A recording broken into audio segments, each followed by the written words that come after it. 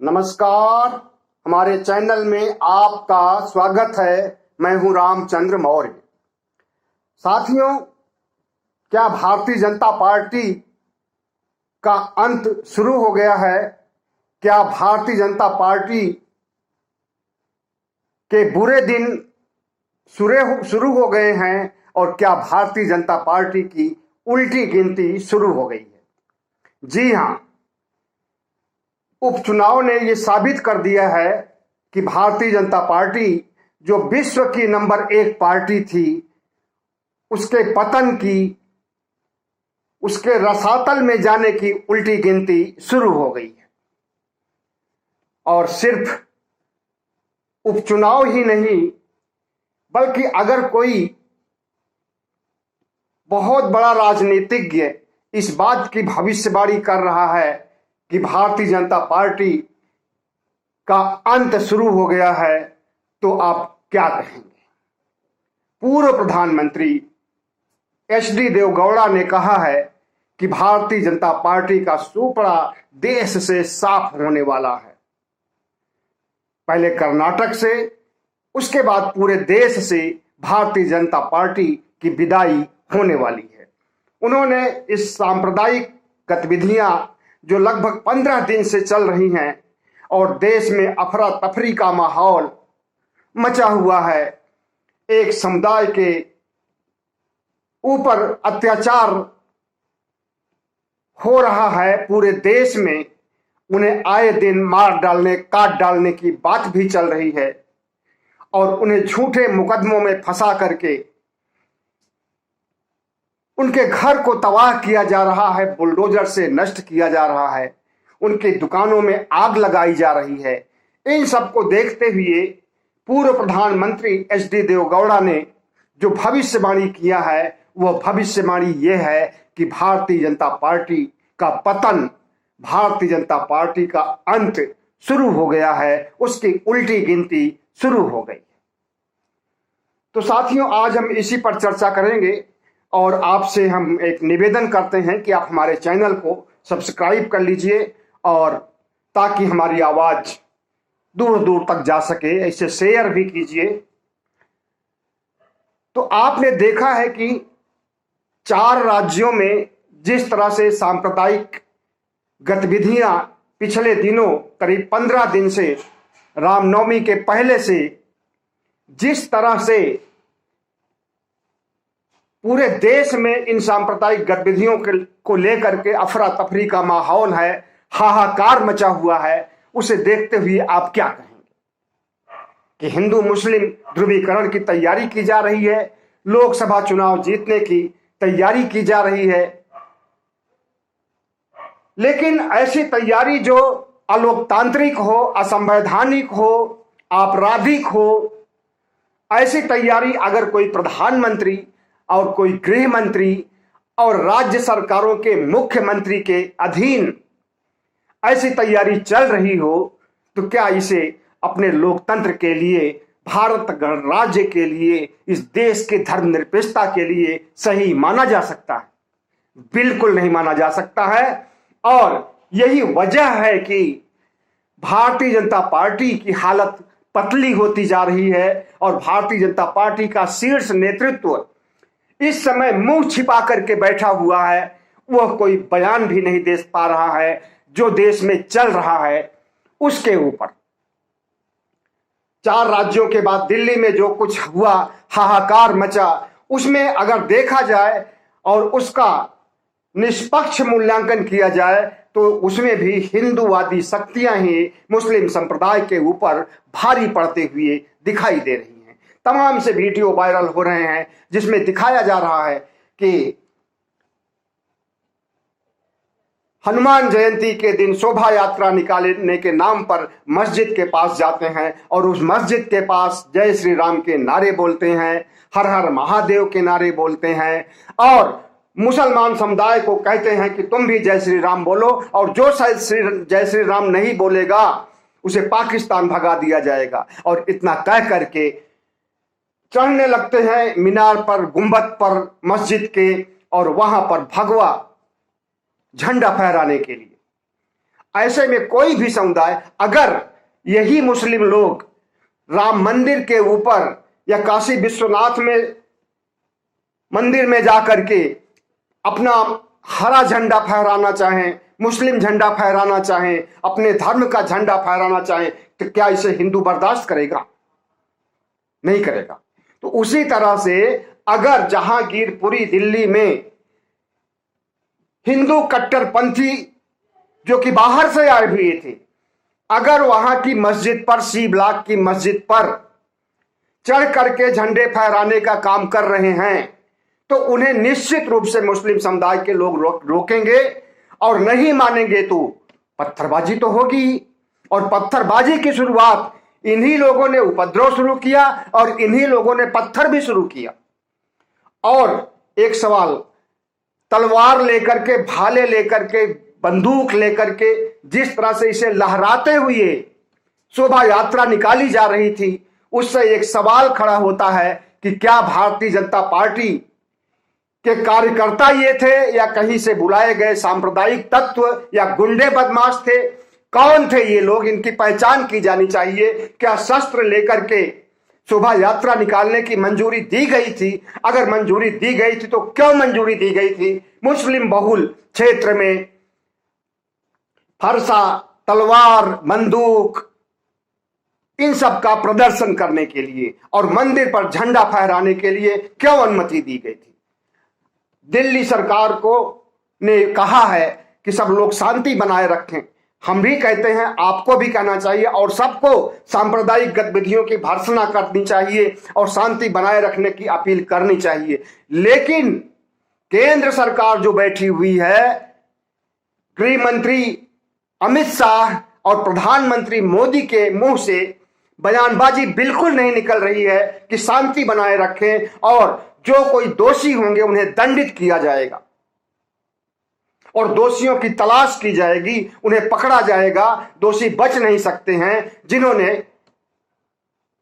पथराव किया है या इस तरह की आगजनी की है, तोड़फोड़ की है, वे बच नहीं सकते। अगर इतना भी बोल देते हैं तब भी जो है मुस्लिम संप्रदाय के लोगों को थोड़ी राहत तो मिल सकती है, लेकिन नहीं। प्रधानमंत्री मुंह छिपाए हुए हैं, गृह मंत्री मुंह छिपाए हुए हैं और भारतीय जनता पार्टी, आरएसएस के लोग मुंह छिपाए हुए हैं। सिर्फ लोग ही नहीं बल्कि 13 विपक्षी दलों के नेताओं ने एक पत्र जारी किया है जिसमें 13 विपक्षी दलों के नेताओं के हस्ताक्षर हैं और उन्होंने कहा है कि प्रधानमंत्री नरेंद्र मोदी की चुप्पी चिंताजनक है। जो ऐसे नफरती माहौल को बढ़ावा देने वालों के खिलाफ एक भी शब्द बोलने में नाकाम रहे हैं हमारे प्रधानमंत्री और हमारे गृह मंत्री। उनके बयान या काम में ऐसा कुछ नहीं दिखाई दे रहा है जिसमें ऐसी हिंसा फैलाने वाले लोगों के संगठनों की निंदा की गई हो या ऐसे असामाजिक तत्वों, ऐसे सांप्रदायिक तत्वों के खिलाफ काम करने, इनके खिलाफ इन्हें पकड़ने और इनको सजा देने की बात कही गई हो। इस तरह से भारतीय जनता पार्टी के ऊपर और भारतीय जनता पार्टी के शीर्ष नेतृत्व के ऊपर जो उंगली उठाई जा रही है और इन्हें जो सवालों के घेरे में खड़ा किया जा रहा है, इन पर जो आरोप लगाए जा रहे हैं वे आरोप गलत नहीं है। सिर्फ दिल्ली में ही नहीं बल्कि पूरे देश में कोहराम मचा रखा है भारतीय जनता पार्टी वालों ने। और इसी बीच इन्हें बुरी तरह से हार भी मिली है। 4-5 राज्यों के चुनाव में बिहार में हार मिली, पश्चिम बंगाल में तो लोकसभा सीट पर भी जिन पर कि इनका पहले से कब्जा था उस पर बुरी तरह से हार हुई है। 3 लाख वोटों से शत्रुघ्न सिन्हा ने हराया है भारतीय जनता पार्टी को। और इसी तरह से बालीगंज सीट से बाबुल सुप्रियो ने जीत हासिल की। इसी तरह से महाराष्ट्र, छत्तीसगढ़, सभी राज्यों में भारतीय जनता पार्टी की बुरी तरह से हार हुई। तो सिर मुड़ाते ही ओले पड़े। मतलब जैसे ही इन्होंने सांप्रदायिक गतिविधियां शुरू की उसी दिन से इनका पतन, इनकी उल्टी गिनती शुरू हो गई और इनके 0/0 के सन्नाटे के दौर में आ गए। 4 राज्यों को जीतने के बाद इनका आत्मविश्वास इतना बढ़ गया था कि अगर हम हिंदू मुस्लिम करेंगे और सांप्रदायिक दंगे भड़काएंगे, पूरे देश में को सांप्रदायिकता की आग में झोंक देंगे, तो इससे हिंदू बढ़ जाएगा, मुस्लिम बढ़ जाएगा, सभी हिंदुओं का वोट हमें मिलेगा और सभी मुसलमान हमें नहीं वोट देंगे, तब भी हमारी सरकार बन जाएगी। लेकिन इनके इन मंसूबों पर इन उपचुनाव ने जिस तरह से कुठाराघात किया है, उससे तो यही लगता है कि अब भारतीय जनता पार्टी का भविष्य खत्म होने के लिए अग्रसर हो चुका है और उसके लिए कोई और नहीं, भारतीय जनता पार्टी का शीर्ष नेतृत्व ही जिम्मेदार है।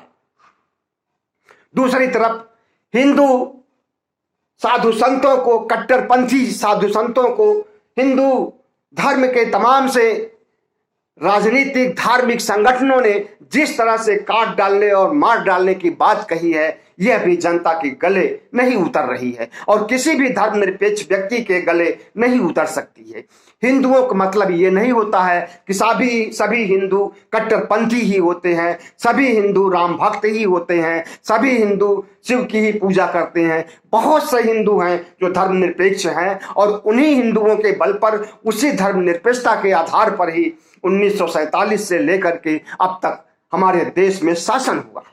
कम्युनिस्ट पार्टी में ज्यादातर ब्राह्मण ही हैं और वे ब्राह्मण सब के सब नास्तिक हैं।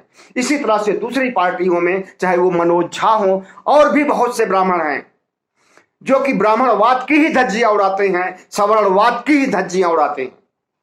तो इस तरह से ये कहें कि हम हिंदुओं का वोट पूरा का पूरा 80% हिंदुओं का वोट हासिल कर लेंगे, तो ये नामुमकिन है। और जो अभी 4 राज्यों में इन्होंने विजय हासिल की है, उसकी वजह कुछ और थी।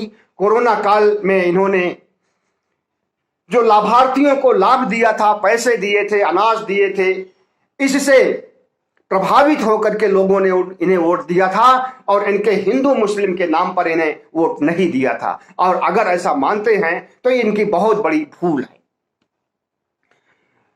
साथियों, जिस तरह से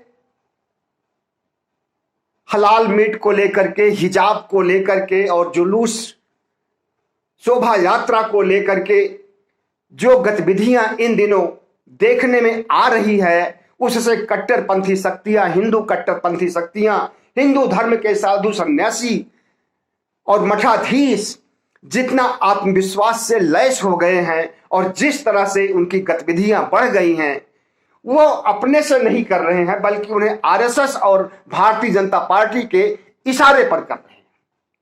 और भारतीय जनता पार्टी आरएसएस ऐसा क्यों कह रहा है, ऐसा माहौल क्यों बना रहा है, उसके पीछे सिर्फ लोकसभा चुनाव जीतने की ही बात नहीं है, बल्कि हिंदू राष्ट्र का जो इनका पुराना सपना रहा है, उस सपने को 2025 तक साकार करने की जुगत में है।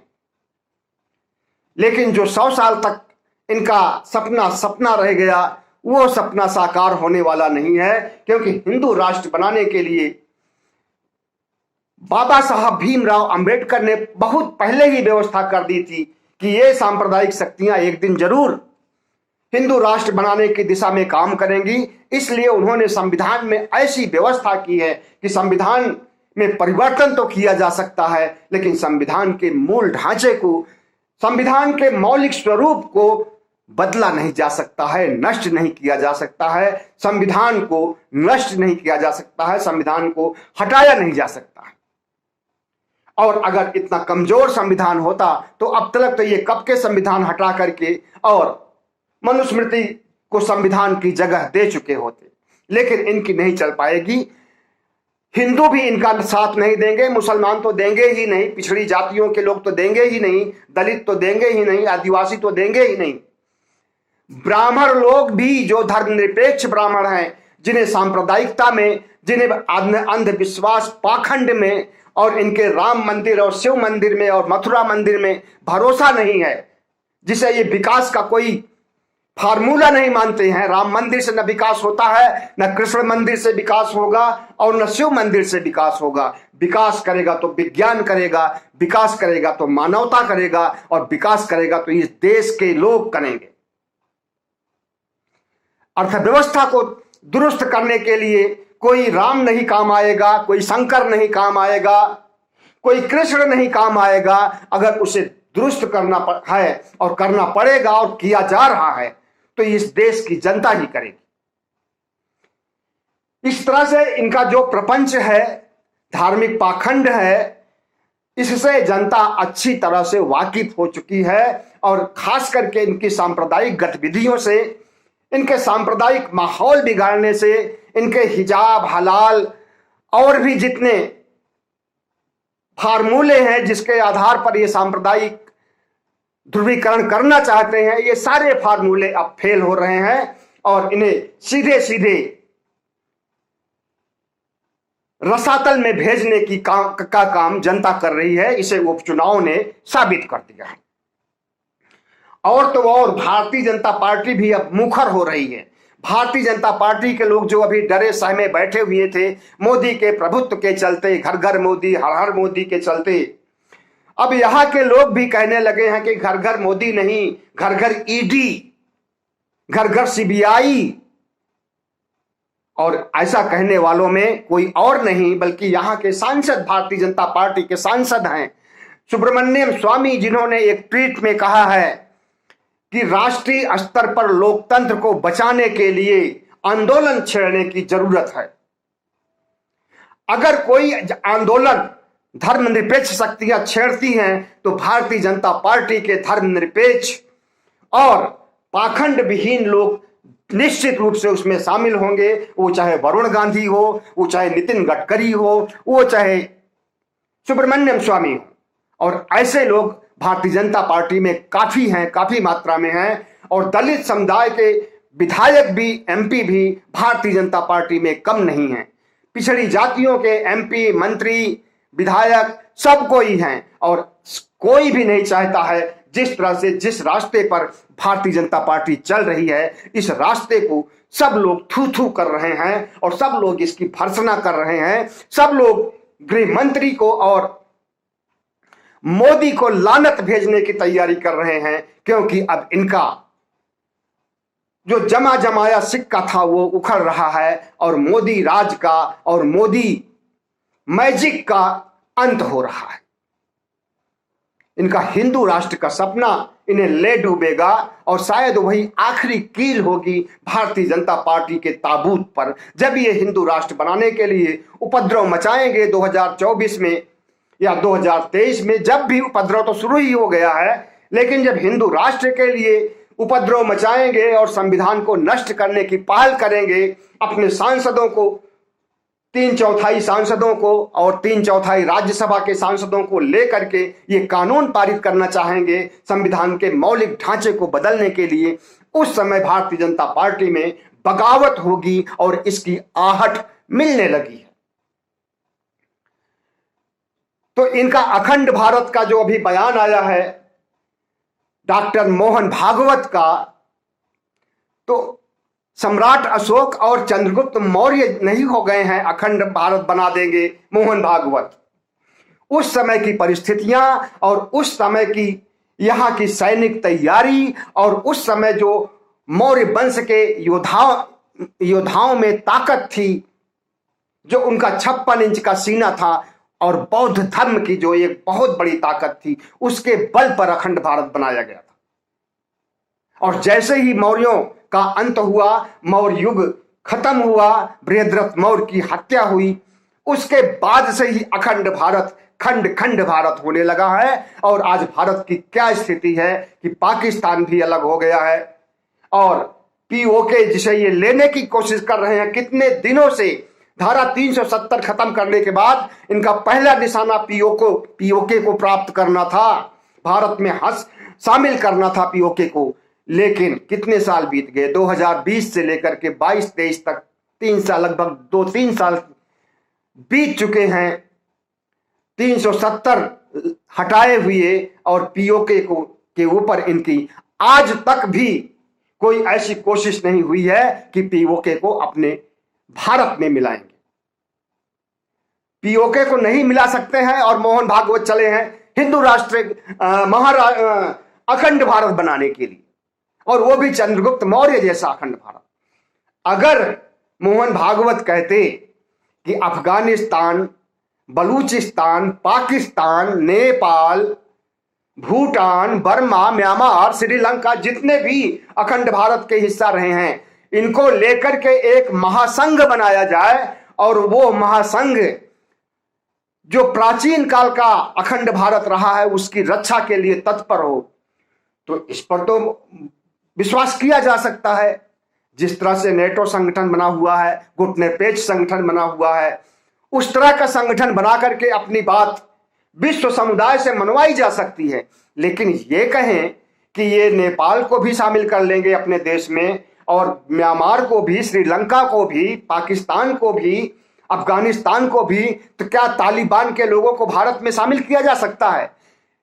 भारत में जो मुस्लिम हैं इनको तो पचा ही नहीं पा रहे हैं, पाकिस्तान और बांग्लादेश के मुस्लिमों को ये पचा पाएंगे? ऐसी असंभव और बेसिर पैर की बात मोहन भागवत करते हैं। लगता है कि आरएसएस के प्रमुख नहीं बल्कि भारतीय जनता पार्टी के छुटभैये और छुटभैये से नीचे जो कार्यकर्ता होते हैं, अंधभक्त जो होते हैं, अंधभक्तों के समान बुद्धि लगती है हमें मोहन भागवत की। न तो उसमें कोई तर्क होगा और न उसमें उनकी बात में कोई दम होगा, सिर्फ थोथा चना बाजे घना वाली कहावत होती है मोहन भागवत के बयानों में। और वही मोहन भागवत हिंदू राष्ट्र की रट लगाए रहते हैं और यह भी कहते हैं कि सनातन धर्म का मतलब ही हिंदू राष्ट्र होता है। अरे ठीक है, जब सनातन धर्म का मतलब ही हिंदू राष्ट्र होता है तो अलग से हिंदू राष्ट्र बनाने की क्या जरूरत है? मोदी जी, शाह जी ने जो एनआरसी और सीएए का कानून लाया था वो हिंदू राष्ट्र बनाने की दिशा में ही कदम था कि यहाँ के मुसलमानों को, यहाँ के दलितों पिछड़ों की नागरिकता खत्म करके या तो इन्हें डिटेंशन कैंप भेज दिया जाएगा या इनको बाहर देशों में भेज दिया जाएगा, पाकिस्तान भेज दिया जाएगा, और उसके बाद बचेंगे सिर्फ ब्राह्मण और ब्राह्मणों का राज होगा और हिंदू राष्ट्र होगा। लेकिन इनकी एनआरसी और सीएए को लेकर के जो दुर्गति हुई है, पूरे राष्ट्र में एक आंदोलन खड़ा हो गया था। शाहीन बाग ने जितना जोर पकड़ा था इस आंदोलन को लेकर के आपने अच्छी तरह से देखा है। लेकिन भारतीय जनता पार्टी आज जिस रास्ते पर चल रही है और जिस तरह से देश को चलाना चाहती है और जिस तरह से लोकतंत्र की हत्या कर रही है, जिस तरह से संविधान के लिए खतरा बन गई है, जिस तरह से लोकतंत्र के चारों स्तंभों को कमजोर करने में लगी हुई है, यह भारतीय जनता पार्टी अपने पैरों पर कुल्हाड़ी मार रही है और इसका अस्तित्व खत्म होने वाला है और यह रसातल में धंसने वाली है। बहुत बहुत धन्यवाद। हमारे चैनल को सब्सक्राइब कीजिएगा, लाइक कीजिएगा और शेयर कीजिएगा।